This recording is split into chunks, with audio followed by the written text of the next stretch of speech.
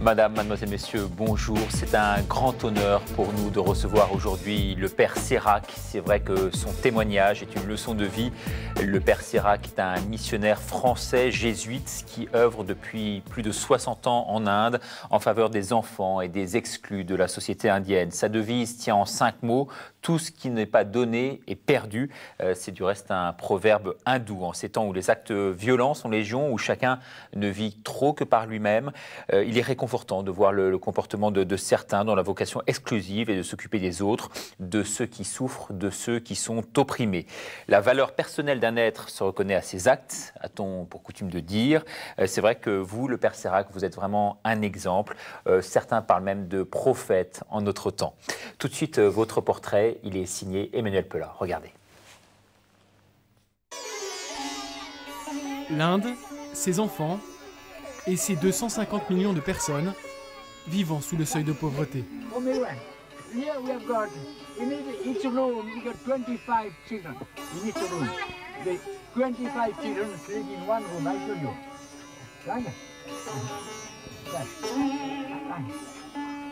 À leur côté, depuis plus de 50 ans maintenant, un homme, un missionnaire jésuite français, a choisi de vivre et de se battre, le Père Sérac.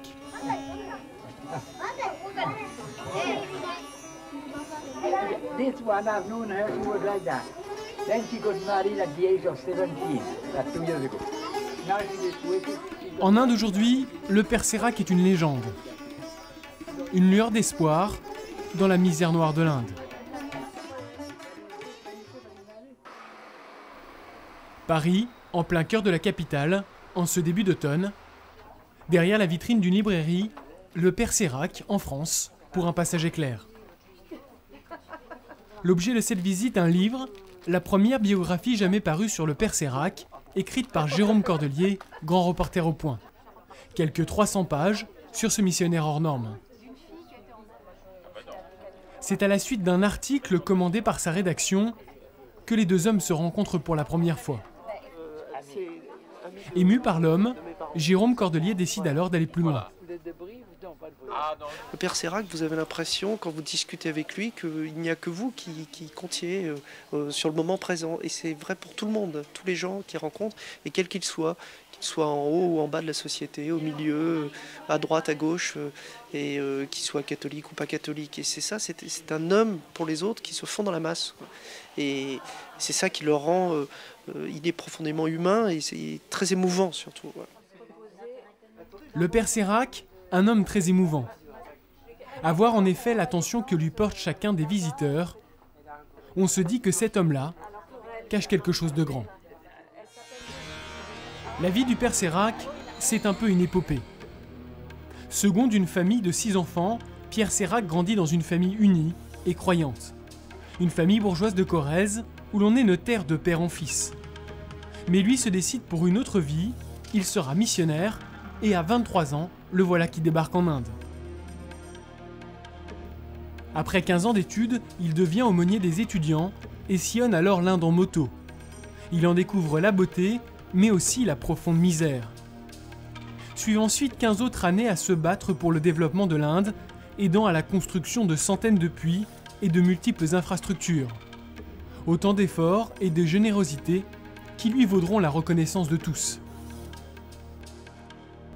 Mais le principal combat du Père Sérac, c'est celui mené auprès des déshérités, en faveur des intouchables et de leur dignité, auprès des orphelins adoptés par dizaines de milliers, et aujourd'hui dans les camps de réfugiés, à la frontière du Cambodge.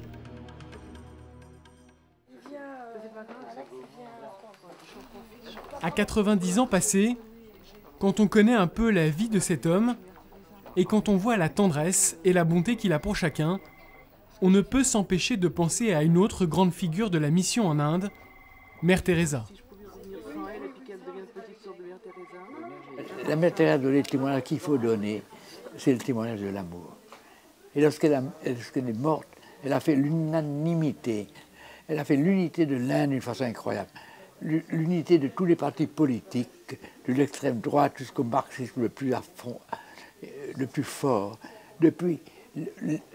et tous les partis religieux, toutes les religions de l'Inde, depuis les hindous les plus fanatiques, il n'y a pas des hindous fanatiques, jusqu'aux mahométans les plus fanatiques. Et toutes les religions, le christianisme, le bouddhisme, tout ça, tout le monde était autour de cette petite femme qui venait de mourir. Le voilà est mort. Mais c'est ça le témoignage que le Christ nous donne. C'est le témoignage de l'amour. Témoigner de l'amour, voilà ce que depuis 67 ans maintenant, le père Sérac tâche lui aussi de faire en Inde. Et cet élan, cette soif insatiable d'amour, le père Sérac l'attire d'une conviction profonde qui fait toute sa foi. Il y a une chose dont je n'ai jamais douté, c'est que Dieu m'aime. Ça, je le répète tout le temps. Est-ce que j'aime Dieu? J'en sais rien, et ça n'a pas d'importance. Ça n'a aucune importance. La seule chose importante, c'est de savoir que Dieu m'aime. Mais je le répète toujours. Je le dis dans tous les camps de réfugiés, et tu peux le dire n'importe quel mahométan, n'importe quel hindou. Dieu t'aime. C'est la seule chose qui soit importante. Le reste n'a aucune importance entre nous. Dieu, est-ce que je l'aime? Je ne l'ai jamais vu. Comment on peut dire que j'aime Dieu? Mais je sais que Dieu m'aime. Et parce qu'il m'aime, si je veux commencer à aimer quelqu'un, on ne voit pas, mais je vois le pauvre bouc à côté de moi, qui est son image, l'image de Dieu. Et ce que tu fais à lui, c'est à moi que tu le fais. Et donc, en l'aimant, mon amour remonte tout droit au Père. Je t'assure, it is Christ, it is He. C'est le Seigneur Jésus, c'est lui. Ce que vous faites au plus petit des miens, c'est à moi que vous le faites. Cette parole de Jésus, voilà l'évangile du père Sérac. Voilà l'évangile qu'il ne cesse de nous rappeler.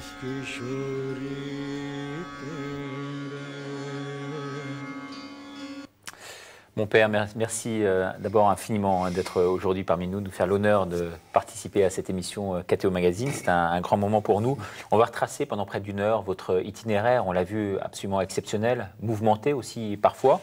Donc tout a commencé en fait en 1936, alors que vous étiez jeune jésuite de la Compagnie de Jésus, et vous avez soudainement décidé de tout quitter pour partir en Inde. Tout quitter, y compris votre famille.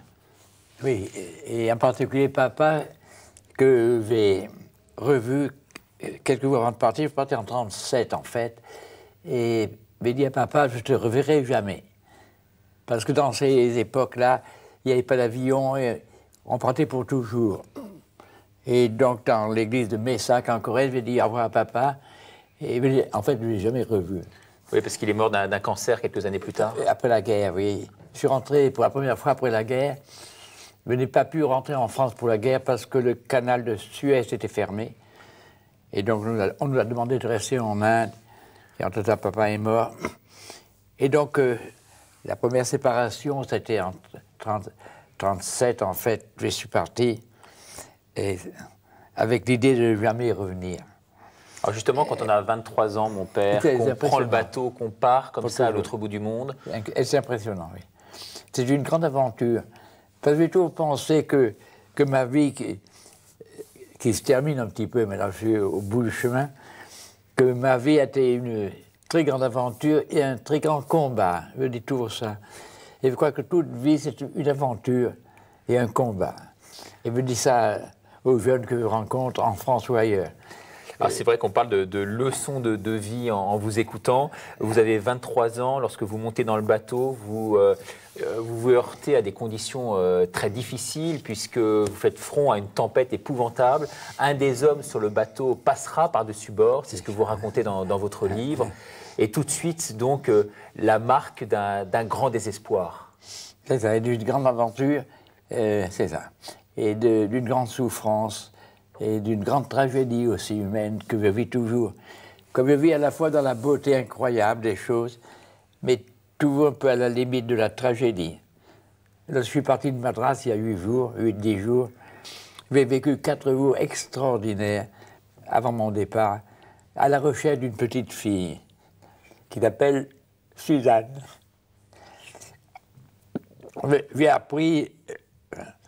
J'avais appris le matin que sa maman, qui avait 37 ans, qui est catholique, Mary Lata, venait de mourir.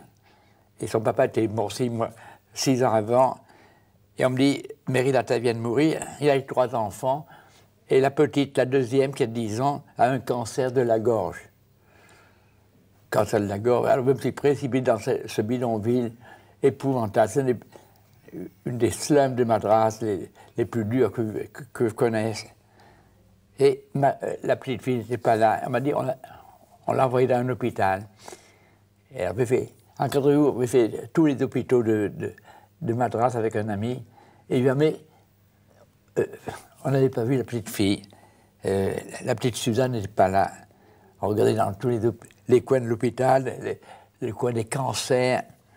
Elle n'est pas là. Mais ce qui m'avait beaucoup frappé, c'est l'angoisse de tous ces gens dans les hôpitaux. Tout le monde essayait de m'aider à trouver Suzanne. Suzanne, puis une fille de 10 ans qui a un cancer à la gorge. Ça, on n'a pas beaucoup comme ça. Et partout dans ces hôpitaux, les infirmières, les balayeuses, tout ça, tout le monde se mobilisait pour trouver la petite. On ne l'a jamais trouvée. Ça a duré 4. Puis on m'a dit, allez, peut-être un hôpital à Pondichéry, 150 km. Je lui ai envoyé 2 amis là-bas, on ne l'a pas trouvé. Et j'étais un peu désespéré, je me dis que cette petite va mourir sans doute. Et le matin même de mon départ pour Paris, ou la veille, je crois, on me téléphone qu'on a trouvé la petite Suzanne. Alors je précipite, je prends un autorickshaw pour aller et par exemple, on l'avait cachée dans le bidonville pour faire de l'argent sur elle. Et celui qui l'avait cachée, c'est son oncle, téléphonait à droite et à gauche, et la petite Suzanne va mourir, envoyez-moi un peu d'argent. Mais en fait, elle n'a jamais été mise en hôpital, elle était cachée dans cette slum. Et la veille de mon départ, je l'ai retrouvée là.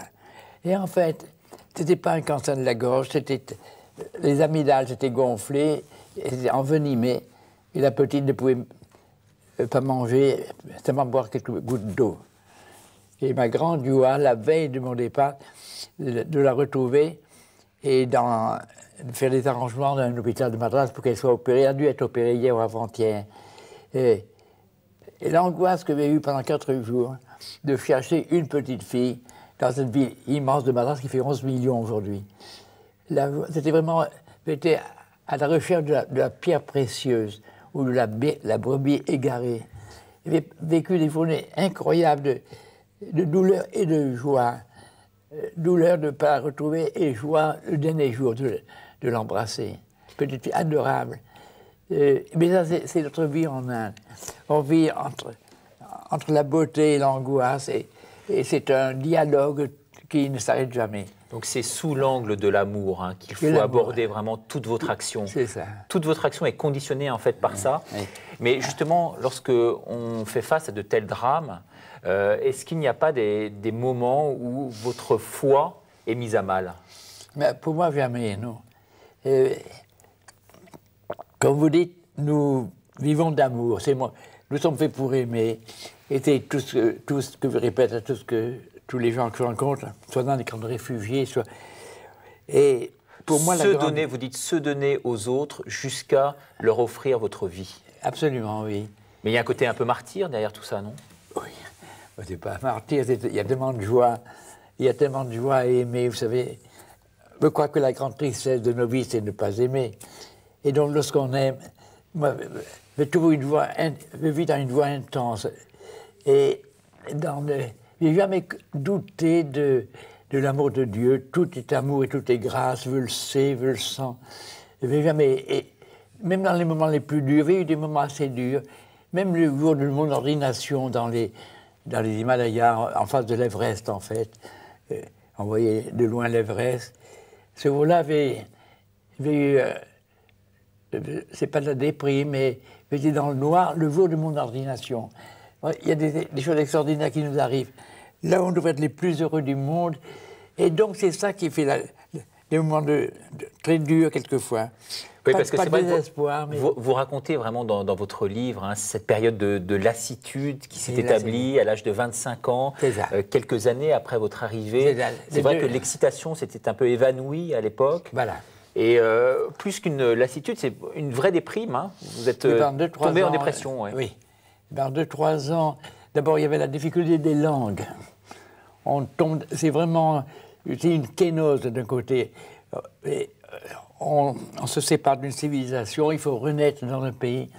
Et c'est pas tellement facile. Ça a été la grande tragédie du père Montchanin. Pas une tragédie, l'histoire merveilleuse d'un homme comme père Montchanin, qui était un très grand esprit, ami de Maritain, et qui se retrouve comme un enfant à essayer de balbutier une langue qu'il ne pouvait pas apprendre. C'est très difficile d'apprendre des langues quelquefois. C'est vrai que vous débarquez en Inde, donc 100 ans après les premiers jésuites, oui. 400 dialectes sur place, une multitude de peuples, une hiérarchie également très complexe, hein, constituée de castes, de tribus. Alors comment comprendre ça, comment s'immerger dans ce monde-là avec un mot, l'inculturation, un mot que vous défendez aujourd'hui? Oui, à ce moment-là, on ne parlait pas d'inculturation, mais on faisait ça en profondeur. On parlait de renaître. Le père Montchanin disait il faut renaître dans une culture, comme Jésus-Christ est né dans un monde différent, il est venu l'un d'entre nous.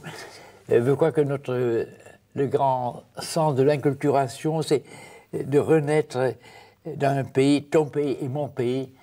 Tes pères sont mes pères, ton peuple et mon peuple, ta tragédie et ma tragédie, ta beauté et ma beauté. Et c'est renaître, mais toujours essayer de renaître dans cet immense pays de l'Inde qui est extraordinaire. Et parce que c'est tout à fait ce qu'ils appellent, c'est la renaissance. Il faut renaître une vie nouvelle et donc changer de culture. Oui, et ne pas prêcher, vous dites également, hein, votre foi, mais vivre son action, hein, c'est ça? C'est ça. Voilà. Je crois qu'un pays comme l'Inde, c'est un témoignage qu'il faut donner. Et je crois avoir donné ce témoignage une fois dans ma vie, d'une façon un peu spectaculaire, dans un grand temple du sud de l'Inde, un temple à Shiva. J'avais une grande admiration pour l'hindouisme, je dois dire tout de suite. L'hindouisme, c'est un effort extraordinaire de l'homme à la recherche de Dieu, un effort extraordinaire. Et ce jour-là, j'apprenais le tamoul dans le grand temple de Trichinopoly. Et c'était un grand chef du temple qui enseignait, c'était merveilleux. Il nous enseignait les poésies bhaktiques du 7e siècle, ces poésies qui parlent de Dieu d'une façon extraordinaire. Vous n'avez pas cité ça du tamoul maintenant, mais... Et vous n'avez pas réalisé que c'était la fête de Shiva ce jour-là. Et après ce cours merveilleux qu'il avait donné en tamoul, sur ces poésies tamoul, il y a eu le sacrifice à Shiva, qu'on appelle le puja. Il était au premier rang, en soutane blanche, ceinture rouge, il était le seul Européen, bien sûr. Il y avait 2000 ou 3000 personnes dans ces grandes salles de temple, qui sont extraordinaires, dans l'obscurité, le bruit qui se fait, c'est beau comme tout, les grands piliers. Et j'ai senti que j'étais apporté à faux, qu'il allait croire que moi aussi j'adorais Shiva. Et je me sentis presque obligé de me lever. Et dans la grande salle de temple, je me suis levé pour... D'abord, je dit, je vous remercie de m'accueillir ici comme l'un des vôtres. Il m'avait employé un mot qu'il aime beaucoup, le mot d'une femme qui se marie à une autre famille. Elle devient... Vous m'avez accueilli comme une jeune bru dans votre famille. Et j'admire beaucoup votre grande culture. Mais je dois vous dire que tout de même, celui que j'adore et ce que j'aime, j'ai dû employer le mot, je pense, du cantique des cantiques, celui que mon cœur aime, ce n'est pas Shiva, mais c'est Jésus-Christ. Et je crois qu'il avait écouté dans un très grand silence. C'était un témoignage, c'était pas une prédication. Il dit, celui que j'adore et que mon cœur aime, c'est Jésus-Christ. Et je crois que c'est la seule fois dans l'histoire de l'Inde que dans ce grand temple à Shiva, qui s'appelle Rock Temple, on avait prononcé le nom de Jésus-Christ. Alors justement, comment approcher précisément cette spiritualité de l'Inde?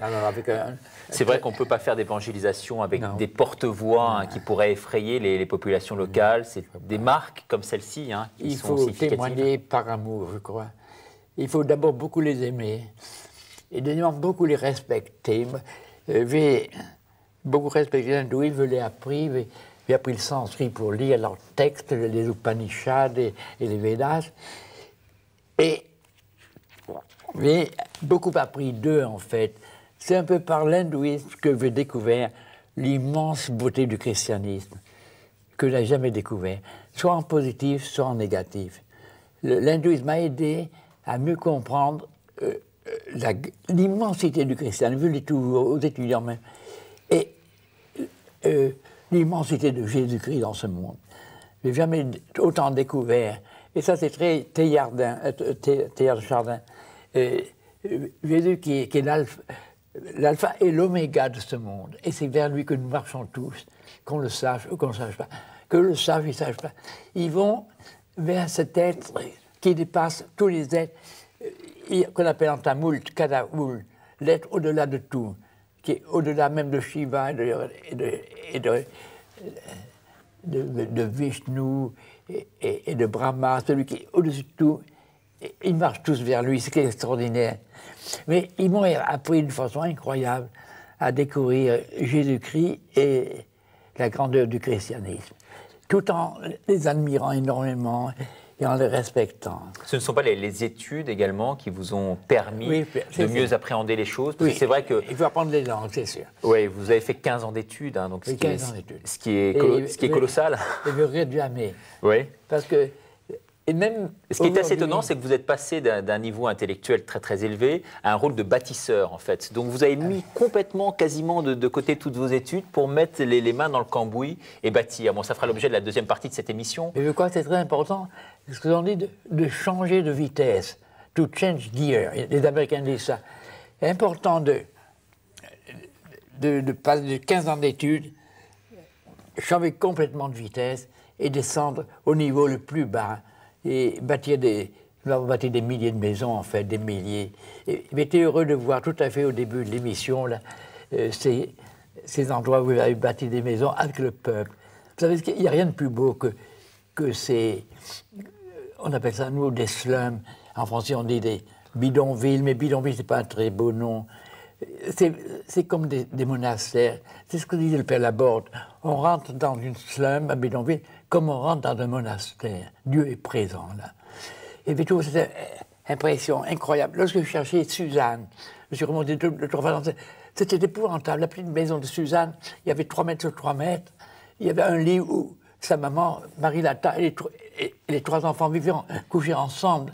Et puis il y avait un toit de chaume qui envoyait le ciel, donc la pluie tombait. Et puis il y avait les gros rats d'égout, bien sûr, avec les grandes queues. Oui, ça vous en parlez dans votre livre. Hein. Vous parlez de ces scorpions qui sont énormes, hein, taille d'un béret basque, ou encore ces 1000 pattes hein, qui vous griffent. Donc on a du mal à imaginer, nous, avec notre lecture occidentale. Il y a une beauté incroyable, là. Et un amour, là. Il y a de quoi pleurer. Tellement il y a de gentillesse, de dignité et de grandeur. De dignité. Je dis que c'est comme des gentilshommes ou comme des princesses. Parce que je n'ai jamais vu des femmes, parmi les femmes de l'Inde, qui sont admirables, les femmes pauvres surtout, sont d'une grandeur incroyable, une beauté. Et avec des pauvres choses, elles s'habillent d'une façon extraordinaire. Et vraiment, c'est très très bouleversant de voir ça. Et pour comprendre l'Inde, il faut comprendre la beauté. La beauté des visages, la beauté des enfants, d'ailleurs le sourire toujours. Et on ne se plaint jamais. Jamais. Et tout est beau. Alors, ce qui a été dit dans le sujet, c'est que c'est vrai que vous avez, vous, aidé les enfants des rues, hein, sans faire de discernement, de distinction entre les castes, les religions. Vous les avez tous mis vraiment sur un pied d'égalité. Oui, c'est l'homme qui vous intéresse au-dessus de tout. Oui. Mon combat, c'est un combat pour l'homme. Parce que l'homme, c'est Jésus-Christ pour moi. Et l'homme est bon selon vous? Parce que c'est toute la question qu'on se pose aujourd'hui en Occident. On se dit, mais finalement, l'homme est-il si bon que ça? L'homme est... Moi, mon expérience de l'homme qui a commencé au service militaire à Toulouse, j'étais au 14e d'infanterie, et après ça au Cambodge, où j'ai connu des Khmers rouges. J'ai travaillé dans des camps de Khmers rouges. Et même là, chez les Khmers rouges, il y avait toujours une fibre qui ne résistait pas à l'amour. Ça m'avait beaucoup frappé. Et un jour, dans un grand camp de Khmers rouges au Cambodge, j'étais seul, mais j'avais le badge des Nations Unies. Mais tous ils étaient là avec leur AK-47, jeunes gens et jeunes filles, c'était des gens de 18-20 ans, tout en noir, d'une beauté incroyable, d'une beauté incroyable, d'une beauté incroyable. Vous voyez ces jeunes filles avec un regard dur. Et un jour, un enfant se précipite vers moi, veut le prendre dans mes bras, et tout le monde s'est mis à sourire. Alors, on m'avait jamais souri avant, mais j'ai pris un enfant dans mes bras, et ça c'était fini. J'étais chez moi dans un camp de Khmer Rouge. Et une autre fois, dans notre camp de Khmer Rouge, les enfants me suivaient. Ils veulent demander au ministre, qui est un type extraordinaire d'ailleurs, qui est un grand ami pour moi, ministre de l'éducation des Khmer Rouges, qui a fait ses études à Paris, avec Pol Pot. Il a fait ses études à Paris. Et je lui demandais, il me dit, il s'appelle comment? Je lui dis, mais pourquoi tous ces enfants nous suivent? Il m'a répondu, Père, parce qu'ils savaient que vous les aimez. Je n'avais rien à donner, et pas un bonbon, rien. Mais ce Khmer Rouge, il me dit, ils vous suivent parce qu'ils savent que vous les aimez. L'amour est plus fort que la mort, est plus fort que la haine. Parce que peut-être... C'est incroyable. C'est peut-être une grâce que vous avez reçue, parce que peut-être beaucoup de grâce, comme ça, oui. De vous transparaît justement cet amour. Ce n'est pas forcément le cas de tout le monde. Vous, ça transpire de tous vos pores, non? C'est une grâce de Dieu qui... Oui. Mais je crois que c'est très fort chez moi, l'amour, je crois que... Mais ça se cultive, ça se travaille, ça s'apprend, ça... Ça se demande comme une grâce tous les jours. Je ne fais qu'une prière le matin. Et je demande au Seigneur de m'apprendre à aimer et d'augmenter mon amour. Et je pense qu'on m'a demandé à la télévision une fois ici, qu'est-ce que vous regrettez? Et ma réponse dit, je ne regrette rien. La vie est tellement belle. Puis tout de même, si vous insistez, je regrette quelque chose de ne pas avoir aimé davantage. Et ça, je le sens tous les jours, et tous les jours, je demande au Seigneur d'aimer davantage. Et davantage, vous qui avez aimé des centaines de milliers de jeunes, d'orphelins. C'est tellement beau d'aimer. Et vous dites, là où l'intelligence n'a pas d'accès, l'amour seul peut donner la clé. La clé. Ah, ça, c'est une phrase très belle. Ouais. Du grand Rénan, le maître Écart. Une phrase du maître Écart qu'elle avait appris du Père Montchanin. Oui. Il avait beaucoup appris du Père Montchanin, et sur ça, sur l'amour et sur la grandeur de l'homme. Parce que ce combat que je fais, c'est vraiment un combat pour l'homme. Pour l'homme, même pour, voyez, la joie de travailler avec les Dalits, avec les intouchables, les anciens intouchables. Et nous luttons pas pour les droits de l'homme. Et ça veut dire mais pour le droit d'être un homme. Et ça, c'est très fort. On lutte pour l'homme, le droit d'être un homme, le droit d'être une femme, le droit d'être un enfant, parce qu'il y a beaucoup de ces droits-là qui sont négligés. Alors, Père Sérac, c'est vrai que vous avez largement contribué donc, à l'évolution de la société indienne durant ces dernières décennies. Pas beaucoup. Vous êtes érigé en artisan de paix. Je le dis parce que c'est vrai que toutes les informations convergent et nous le font croire. C'est vrai qu'on vous a remis un prix il y a de cela quelques semaines, quelques mois. C'était à l'Élysée. Oui. On va revoir toutes ces images emplies là aussi d'émotions. Regardez. En choisissant le Père Sérac, l'Académie universelle des cultures fait preuve d'un discernement que je souhaite saluer particulièrement. Exceptionnellement, c'est le président Jacques Chirac qui a remis au Père Sérac le Grand Prix de l'Académie universelle des cultures. Une cérémonie somptueuse au Palais de l'Élysée qui récompense l'immense travail de cet humble prêtre corrézien qui a passé sa vie à lutter contre la pauvreté et l'exclusion en Inde. Le Père Sérac, pour moi, c'est un saint. C'est-à-dire que Chirac, dans son discours, a dit qu'il lui rappelait Saint-Vincent de Paul, et on ne peut pas ne pas penser à Saint-Vincent de Paul quand on voit le Père Sérac. Arrivé en 1937 en Inde, sur les traces de son oncle missionnaire, ce jésuite sert depuis 66 ans la cause des plus humbles. Après avoir milité aux côtés de Gandhi pour la fin du système des castes et l'intégration des intouchables dans la société, il a créé dans la région de Madras des dispensaires et des centres de formation qui ont permis de sauver la vie de plusieurs milliers de personnes. Notre grand travail, c'est de faire reconnaître le droit d'être un homme, le droit d'être une femme. Et justement, si on est reconnu comme homme ou comme femme, qu'on a les droits de l'homme. Mais avant les droits de l'homme, il faut le droit d'être un homme. Et c'est, je pense, assez fondamental comme conception. Le Père Sérac a également contribué au développement du sud de l'Inde, gravement touché par la famine. Il a créé à Mananadurai, une zone particulièrement sinistrée, une grande coopérative agricole qui nourrit aujourd'hui près de 400 000 personnes. Et il a permis la construction de 1000 puits dans la région. Sauver un enfant, c'est sauver le monde. Et je crois que nous n'avons pas suffisamment pris conscience en Europe de notre devoir de solidarité vis-à-vis des grandes masses très pauvres de nos pays à nous. Moi, je suis appartenu au pays du Sud, sur les pays de la faim. Et chez nous, nous avons 300 et 400 millions d'êtres humains en dessous de la ligne de pauvreté. Et la ligne de pauvreté, c'est juste assez pour vivre pour la journée, si on a assez à manger. To be or not to be, that is the question. D'habitude, le père Sérac fuit les honneurs. Hier, il n'a accepté de se prêter au jeu que pour financer ses futurs projets pour les enfants des rues. Car à 89 ans, sa foi et son envie de servir sont encore plus fortes que jamais. Voilà, on ne peut pas ne pas penser à Saint-Vincent-de-Paul en vous voyant, disait Franz-Olivier Gisbert. C'est vrai que les témoignages sont très très forts hein, vous concernant. Tout le monde en fait est très admiratif devant ce que vous représentez, devant votre action. Vraiment, on fait très peu. Ce sont des gens qui sont avec moi, des jeunes Indiens qui font tout le travail. Mon seul travail, le détour, c'est d'être avec eux et de les soutenir. Que ce soit Calais, que ce soit Danapan, ce sont des jeunes Indiens qui sont des prophètes en fait, de grands prophètes. Et ma joie, c'est d'être avec eux, mais ce sont eux qui font le travail. Mais vous avez quand même créé énormément de choses. Vous avez bâti, on peut le dire quand même aux téléspectateurs, un vaste réseau composé de plus de 100 000 étudiants indiens qui a vu le jour sous votre impulsion. Ce projet Lève-toi et marche pour faire face aux problèmes de l'eau. Vous avez lancé l'opération 1000 puits dans le sud de l'Inde. Vous avez bâti des routes, des dispensaires, des centres sociaux, des villages entiers. Vous ne pouvez pas minimiser quand même, mon père, votre action. Non, mais c'est une grande aventure. Mais ce sont eux qui m'ont porté. Ce sont mes enfants qui me portent maintenant, ils sont 40 000. C'est pas moi, vous croyez que je porte les enfants et je m'aperçois que ce sont eux qui me portent. Et ça a toujours été comme ça. Mais ça a été sûrement une grande aventure.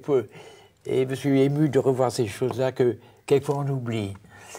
Mais c'est une grande aventure et voilà, une grande joie. J'ai toujours vécu dans la joie et dans l'amour, sans jamais regretter le passé et sans avoir peur de l'avenir. Je crois qu'on se ronge beaucoup en regrettant. Il ne faut jamais rien regretter et il faut n'avoir peur de rien. Je dois dire que vous n'avez peur de rien, vraiment. Que même de la mort. Si le Seigneur m'appelle aujourd'hui, je suis prêt à partir. Mais je suis un pauvre type, mais je sais qu'il y aura une place pour moi à côté de mes types merveilleux qui seront dans la gloire de Dieu. Donc aujourd'hui, si vous venez ici, c'est pour livrer une sorte de bilan de votre vie. Vous voulez témoigner encore, hein. C'est important pour vous. Moi, je crois que c'est important de parler de l'amour, surtout à la jeunesse de France, qui sont merveilleux. Chaque année, je reçois entre 12 et 15 équipes des grandes écoles et des universités de France. La première grande équipe que j'ai reçue, c'est une normale supérieure. Et ils voulaient absolument bâtir un hôpital pour lépreux. Et donc, je leur ai envoyé un blueprint d'un hôpital et combien ça coûtait. Et ils sont venus et ils ont bâti cet hôpital. Mais ils sont venus parce qu'ils ne voulaient pas venir. Ils avaient de l'argent et ils m'ont dit, Père, on a de l'argent, mais on ne vient pas, on vous envoie aussi le prix des billets. Je dis, pas de ça. Vous venez, vous bâtissez l'hôpital parce que si vous venez, ça vous changera. Et vous changerez vos familles, et vous changerez votre pays, et vous changerez le monde. Et ils sont tous venus, ils sont venus 2 ans, ils ont bâti un magnifique hôpital qui marche encore. Mais vous avez quand même, vous, un côté très, très militant, parce qu'en arrivant en Inde, vous êtes élevé contre ce système des castes, hein, vous êtes battu pour la réhabilitation de ceux qu'on appelle les intouchables sur place. Donc c'est tout un système aussi que vous avez voulu, vous, révolutionner à votre façon. Ça fait partie du combat dont je parlais. Je crois que toute aventure pour nous, aujourd'hui, dans un monde qui est injuste, doit être un combat. Et je pense que dans ce combat, il y a trois étapes. On ne parle pas souvent, c'est peut-être la première fois que j'en parle avec une télévision. Je crois que la première grande étape dans ce combat, c'est la compassion. Il faut que quelque chose vous prenne au cœur et qu'il faut se dire assez, c'est assez. Trop d'injustice, c'est trop d'injustice, et se mettre en colère. C'est la compassion. Ça part du cœur. C'est l'empathie? Oui, l'empathie. On ne peut plus tenir. Trop, c'est trop. Trop, c'est trop, vraiment. Donc il faut passer par ce stade-là. Je crois qu'il faut que ça parte de la compassion profonde, comme Jésus-Christ qui pleurait devant les foules. Et de là, on arrive. Il faut changer les valeurs. Comprendre que l'homme est plus important que l'argent. Ma petite Suzanne, que j'ai cherchée pendant 4 jours, mais les derniers 4 jours en Inde où j'étais tellement occupé, ça vaut tout l'or du monde. Tout l'or du monde. Petite Suzanne, pour moi, c'est le petit Jésus de la crèche. On parle de la crèche maintenant. Le petit Jésus de la crèche, ça ne veut rien dire, mais c'est un petit truc en carton, en celluloïd. Mais ma petite Suzanne, mais c'est Christ the Lord. Comme on dit en anglais, c'est une belle chanson anglaise. Christ the Lord, it is he. C'est le Seigneur Jésus, c'est lui. C'est pas aller chercher. Et donc. Et le troisième point? Alors, donc, compassion, changement de culture, de valeurs. Et troisième point, si on change les valeurs, on change les structures. Et je le dis toujours. Il faut changer les structures iniques de ce monde. Ça, on va à une catastrophe, ça je le sais. On a déjà 2 catastrophes, celle de New York et celle de Manille. Et le monde commence à craquer. Un jour, je ne sais pas si je vous ai dit quelque part, je reçois dans une bidonville où on fait un repas pour les enfants. C'est adorable. Mes jeunes filles, 600 jeunes filles hindoues qui travaillent avec moi, des filles adorables de 18-20 ans. Alors, elles mettent des feuilles de palmier sur la ruelle, pauvre petite ruelle de ces slums impossibles. Et 200, 300 feuilles de bananier. Puis la deuxième jeune fille arrive avec le riz, et puis l'autre comme ça. Et puis les enfants s'assoient. Il m'avait 2 théologiens américains à regarder tout ça.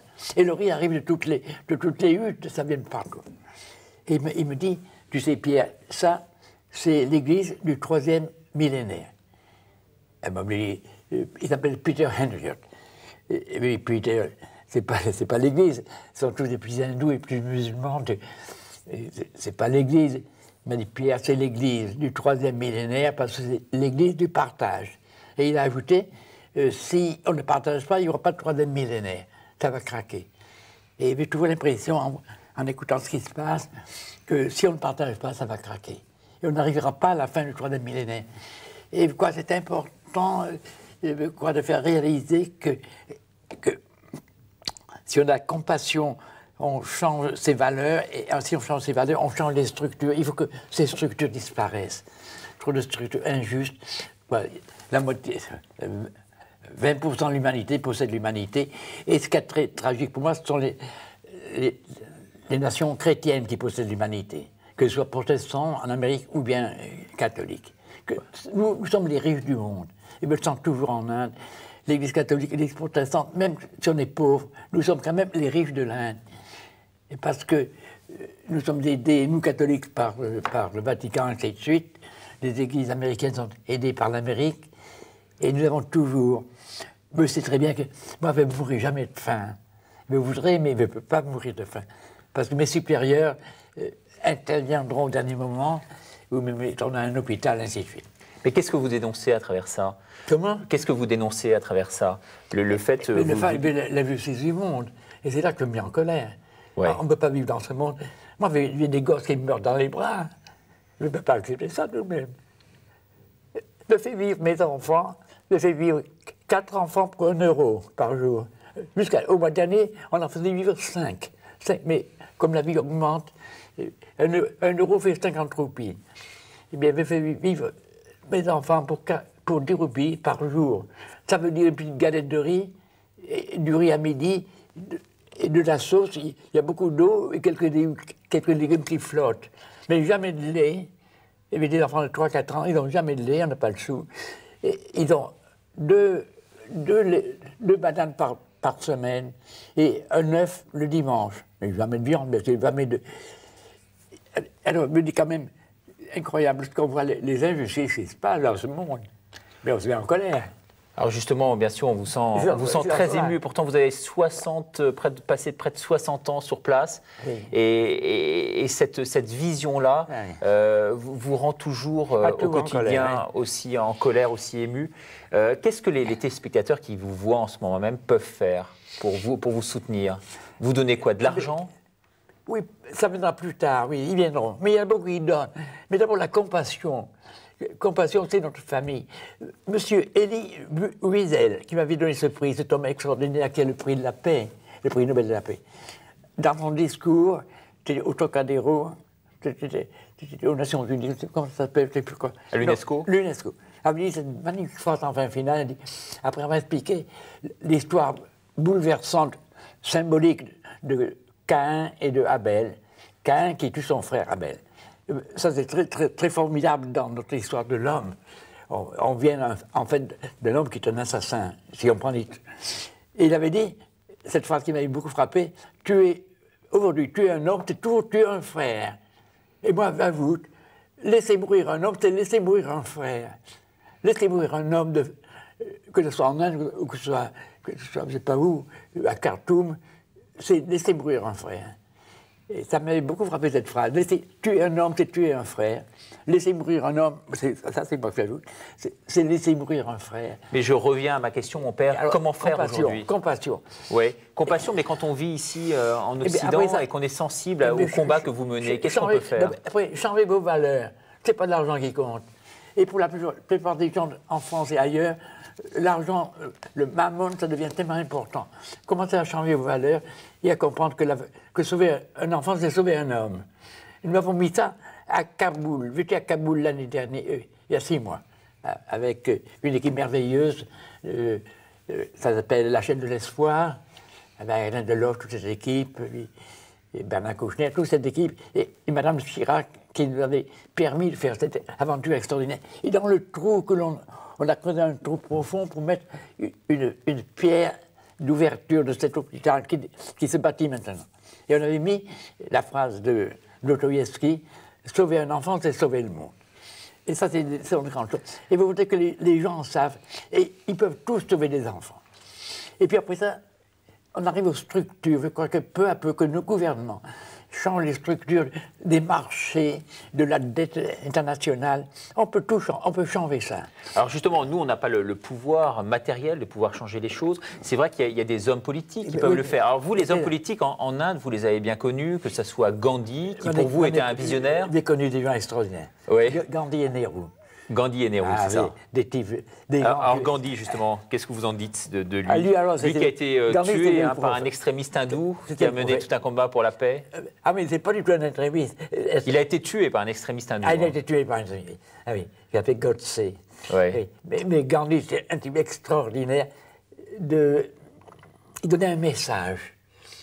Et on lui disait, un Américain lui a demandé, quel est votre message du Mahatma?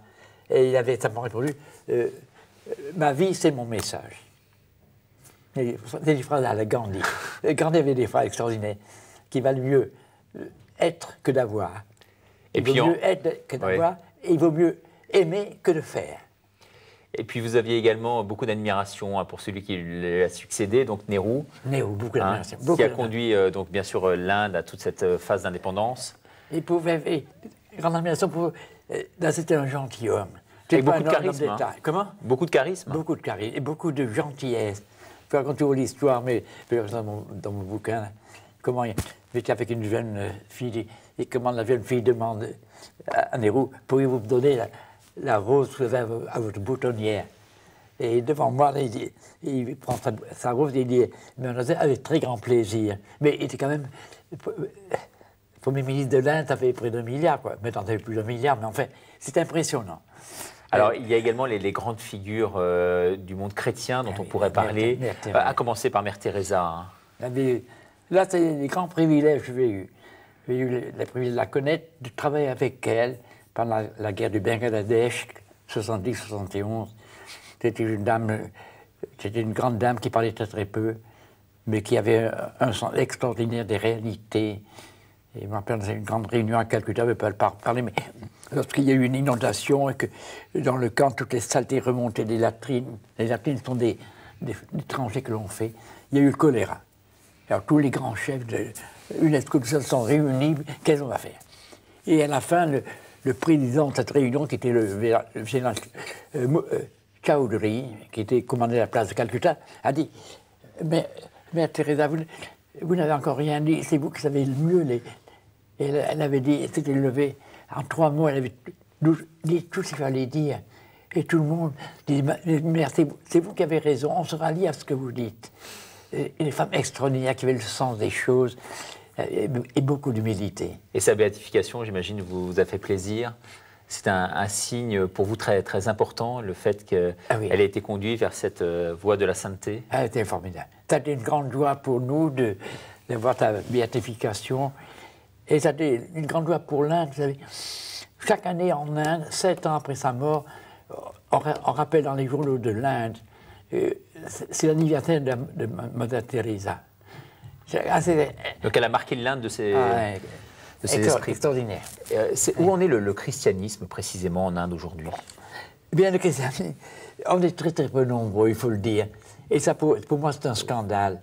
Nous sommes en tout 50 millions sur 1,1 milliard. C'est-à-dire, il y a quand même 1,50 milliard qui ne connaissent pas Jésus-Christ après 2000 ans.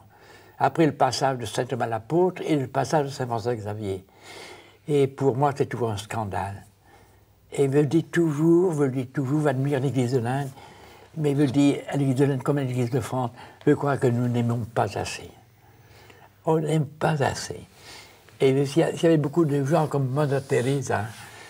Mother Teresa a fait l'unanimité. Cette petite femme qui haute comme Saint-Pédro, toute petite, assez extraordinaire. Mais c'est vrai que vous êtes également élevé contre tout l'argent également pendant une certaine période qui est venu des États-Unis pour évangéliser et surtout pour combattre le communisme dans les années 50. C'est ça. Donc vous avez dénoncé aussi ça. Oui, dénoncé ça. Vous dites qu'il faut pas finalement évangéliser à n'importe quel prix. Voilà. On ne veut pas faire des chrétiens, ce qu'on appelle rice Christian, des chrétiens de riz. Et je crois qu'il y avait beaucoup de mal à l'Église, surtout au siècle dernier. Il ne faut pas. Moi, je prends les enfants sous les trottoirs. Il y a 2 questions que je pose jamais à un enfant dans la détresse. Quelle est ta caste? Quelle est ta religion? Je veux le prendre comme il est. C'est un enfant du bon Dieu. Il n'y a pas des enfants du diable. Ça n'existe pas dans ce monde. Il n'y a que des enfants du bon Dieu. Mon père, il nous reste 3 minutes d'émission. J'aimerais que vous puissiez donner un conseil vraiment à tous les gens qui nous regardent depuis le début de cette émission et qui sont sensibles à votre discours. C'est vrai que le pape nous invite tous les jours à cette voie de la sainteté. Vous avez pris un peu d'avance sur tous les autres. Quels sont les conseils que vous pourriez donner précisément? Alors, vous parliez de compassion, bien sûr, tout à l'heure, d'amour, bien entendu, on en aura parlé depuis le début de cette émission. Qu'est-ce qu'il faut d'autre? Une force de caractère hors du commun? Il y a quelque temps, on m'a demandé quels sont les mots français que vous préférez. Et j'ai dit ces 4 mots comme ça. J'ai dit la joie, la lumière, la beauté et l'amour. Et je crois que ces 4 mots, pour moi, d'abord, il faut que nous, chrétiens, nous soyons joyeux. L'immense joie de la bonne nouvelle, c'est incroyable. Il faut donner à ce monde où il y a beaucoup de déprime. Vous savez, même parmi les riches, beaucoup de déprime. Une immense joie, une liberté intérieure. Et la lumière, ils ont beaucoup besoin de lumière, on fait du noir. Et puis deuxièmement, et c'est ce truc-là que je dis toujours, la beauté et l'amour. Il faut voir la beauté des gens qui nous entourent. Quels qu'ils soient. Quels qu'ils soient. La beauté des gens, quels qu'ils soient, même s'ils sont des meurtriers. On peut voir Dieu vraiment derrière tout être? Absolument. Parce que nous sommes tous des images de Dieu. Il faut pouvoir lire dans les âmes, comme vous le faites, oui, non? Mais on sait que Dieu... Ils sont tous aimés de Dieu, même les criminels. Ça vous étonnera que je le dise, mais ça choque les gens, mais même un homme comme Pol Pot avait vécu 12 ans, 13 ans à 30 km de la villa de Pol Pot. C'était la villa 87, c'était son numéro de guerre. Et je sais que si on avait aimé cet homme suffisamment, l'autre il travaillait, il faisait ses licences à Paris, il était à, on appelle ça, là où il y a les étrangers, près de la porte d'Italie, ça s'appelle comment cet endroit-là? si on l'avait aimé suffisamment, il n'a jamais été reçu dans une famille chrétienne, autant que je sache, et donc il a été pris en charge par des sectes marxistes. Ça s'appelle, c'est près de la place d'Italie, là où il y avait tous ces étrangers. Mais c'est vrai que, en fait, derrière tout ça, vous dites qu'aucun homme n'est condamnable. En fait, c'est l'action des hommes qui peut être mise en cause. Hein, aucun homme. Et tout homme, et ce que dit saint Thomas, est capable de Dieu. Nous sommes faits, nous sommes des capacités de Dieu. Tout homme, même le plus criminel, est jusqu'au dernier moment une capacité de Dieu. Il peut prendre Dieu, et être reçu par Dieu, et voyant Dieu face à face, il devient comme Dieu. C'est ça qu'il a dit. Voyant Dieu dans sa beauté, on devient comme lui. Mais tout homme, tout criminel, jusqu'au dernier moment. Et moi, je pense que l'amour est plus fort que la haine, est plus fort que la bêtise des hommes. Et l'amour de Dieu est plus fort que notre bêtise à nous, et que nos lâchetés et nos crimes. Et je pense que même un homme comme celui que j'ai cité, ou d'autres dans l'histoire, aussi des grands criminels, sont encore des capacités de Dieu jusqu'au dernier moment. Et je pense que Dieu va tous nous sauver. Merci infiniment de nous avoir accordé cette heure, d'avoir passé cette heure en notre compagnie. Je rappelle au public qu'il peut vous aider, s'il le souhaite, en nous envoyant peut-être à notre adresse, nous directement à KTO, un chèque que l'on vous remettra, mon père, bien entendu, hein, puisque vous rappeliez ce chiffre tout à l'heure, très impressionnant, avec 1 euro, on peut faire vivre sur place 4 à 5 personnes. Hein. C'est ça, 4 enfants. 4 à 5 personnes pour 1 euro. Et alors, il veut dire, et là, comme dit Saint Vincent de Paul, pour moi, mon petit, l'argent, c'est de la vie, et j'avoue, et c'est de l'amour. C'est de l'amour, l'argent. Même si on donne 1 euro, c'est de l'amour. 1 euro, ça fait 4 enfants qui vivent chez moi. 1 euro, c'est de l'amour. L'argent, c'est de l'amour. Merci mon père pour ce témoignage. On va citer vos 3 livres hein, qui ont paru. Les petits livres, oui. Voilà, le dernier hein, auquel on faisait allusion là, pendant toute une partie de ce reportage, hein, cette vie pour les autres, aux éditions que l'on voit ici, Perrin. Hein, donc ce livre écrit avec notre confrère du Point, donc Jérôme Cordelier, et également 2 autres ouvrages vous concernant et qu'on pourra retrouver également sur notre site internet et que l'on voit défiler ici derrière notre écran. En tout cas, merci mon père d'être venu. C'est un grand honneur pour nous et pour cette chaîne et pour cette émission KTO Magazine de vous avoir reçu aujourd'hui. Merci à vous téléspectateurs et à bientôt pour une nouvelle émission.